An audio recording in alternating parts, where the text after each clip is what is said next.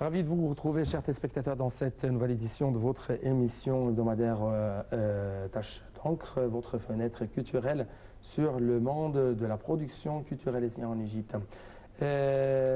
Aujourd'hui, nous allons parler de la culture ici en Égypte et c'est pourquoi nous avons au studio de NAL TV International Madame Hala Inara, et c'est une journaliste au MENA, l'agence de presse de Proche-Orient.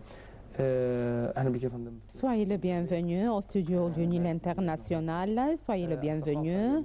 La culture est le miroir de la société dont il voit lui-même. Avec son sens civilisé, elle est en même temps le globe des expressions et des comportements de la société. Et en tant que les comportements de la société se changent et dans le bon chemin, il est devenu une société bien productive et créative en même temps. Dans ce cadre, on a le plaisir de savoir la signification dès le début. Comment peut-on mesurer le degré de la civilisation et de la culture quant à la société?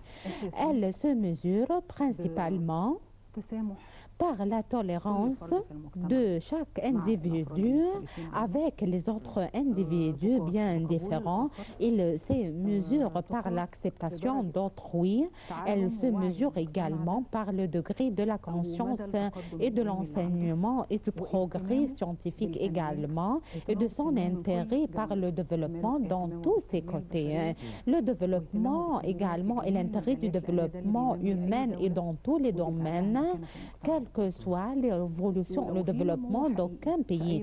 S'il y avait une évolution et un développement réel dans tout pays, on ne va pas avoir de problème. Effectivement, les gens ne vont pas se préoccuper par des batailles culturelles et culturelles. S'il y avait un développement réel et chaque individu dans la société se préoccupe par une mission précise que son pays doit être bien amélioré, d'être une amélioration plus meilleure, d'avoir une science plus progressive, de garder ce qui est avec nous et de construire également ce qui peut être, de construire également ce qui est devant nous, le contact avec les individus de la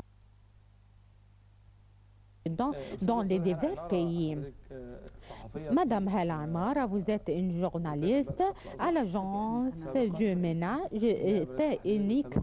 Maintenant, je suis chef de rédaction.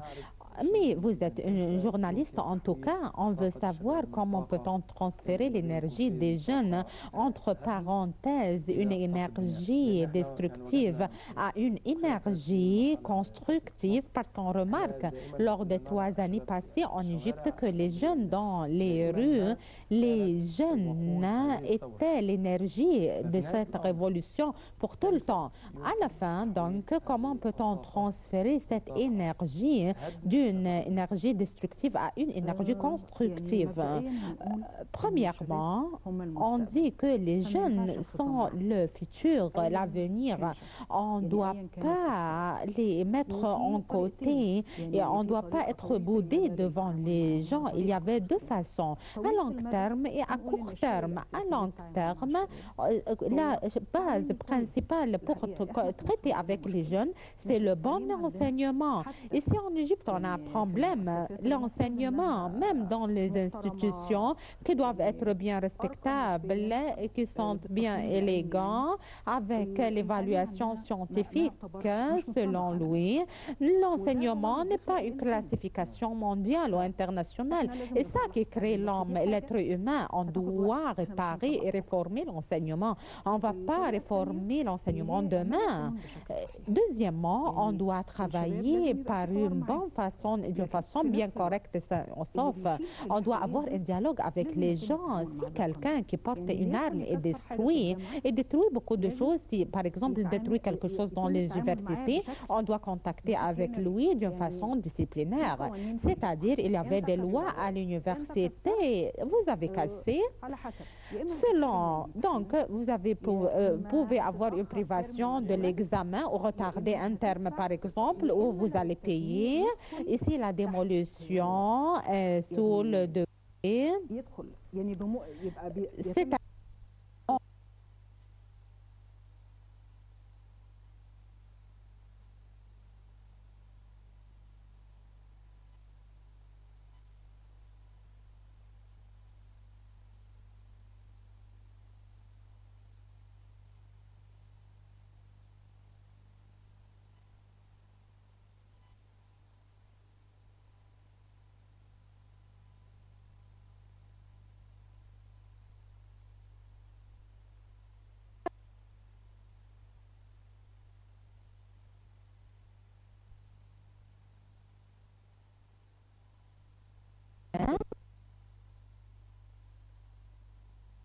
L'expérience du complot est une expérience déroutée, mais il y avait un complot vraiment contre l'Égypte.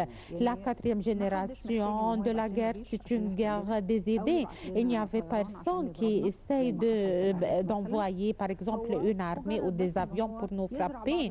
Non, ils peuvent cultiver quelques idées dans les cerveaux des jeunes et quelques grands également, parce que les jeunes sont mouvementés par les grands. Il y avait des gens également qui se mouvementent par l'argent et ces idées commencent à se concurrencer. Par exemple, moi, je suis une musulmane modérée. Il y avait quelqu'un autre qui regarde qu'il y avait une forme bien précise pour l'islam. Si vous avez extradé de cette forme, vous ne devenez pas une musulmane. On se concure par les idées, par l'armée, pas par l'armée seulement.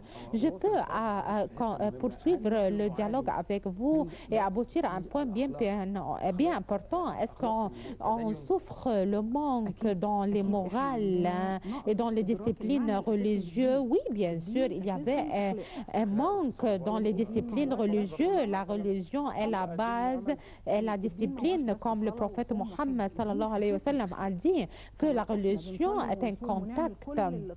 Si on prie et on jeûne et nos disciplines et nos comportements sont pires et mauvais, donc tous nos actes sont inacceptables chez notre Dieu. Il y avait un rôle également très important de la culture cultivée dans la construction sociale et culturelle également et politique.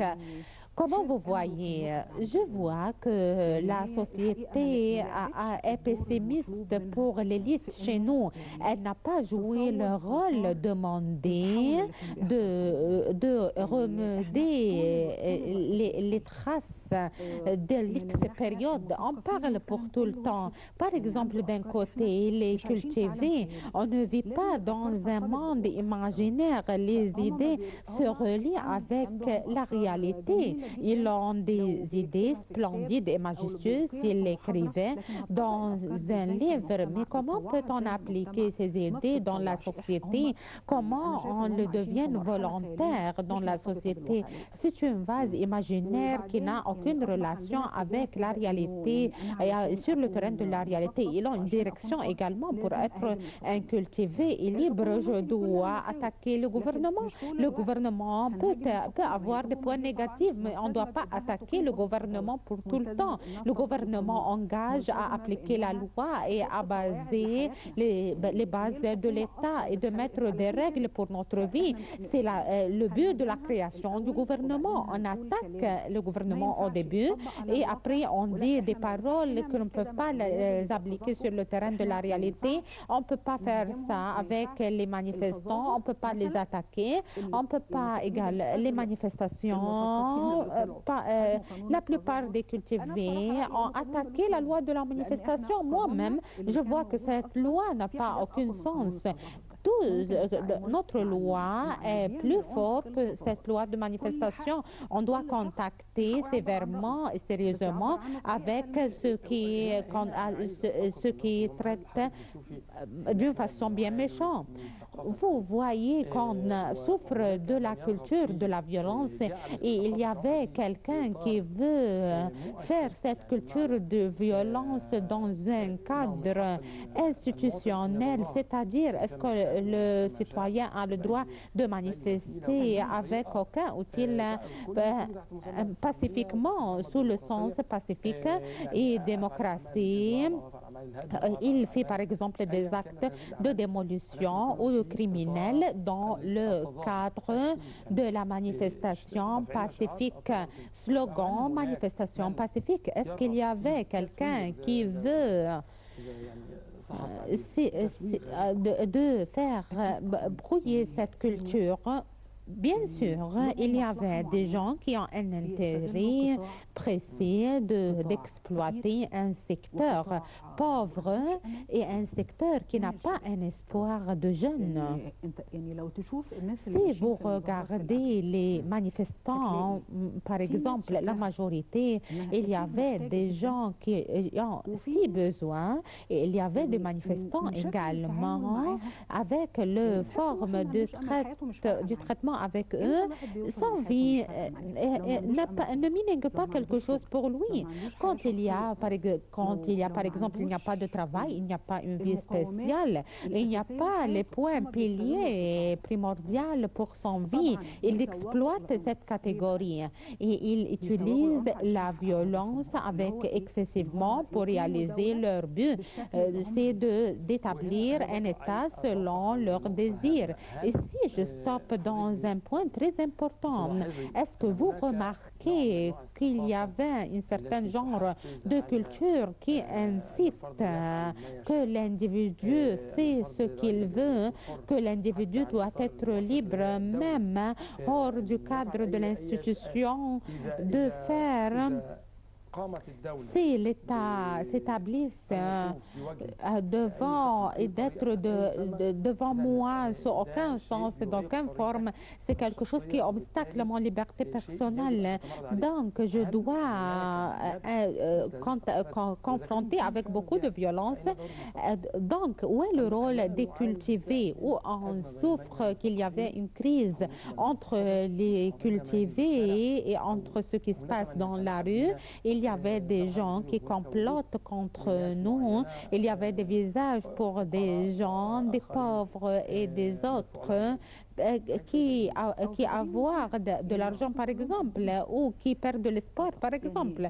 Oui, bien sûr, il y avait une force. Depuis la Révolution, on dit pour tout le temps la troisième partie, que la troisième partie sont l'ex-régime. Et maintenant, ne sont pas l'ex-régime. Ils étaient les frères musulmans. Donc, maintenant, il y avait une force. Si quelqu'un pense, il va la regarder.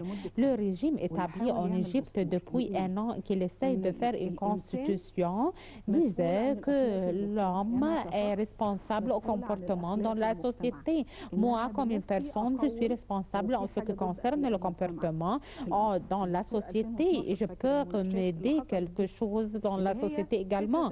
Lors des discussions, par exemple, l'amr bil ma'rouf et le nahy an munkar, ou de faire le bien et de défendre à faire tout mal. Ils ont des bases stables de faire quelque chose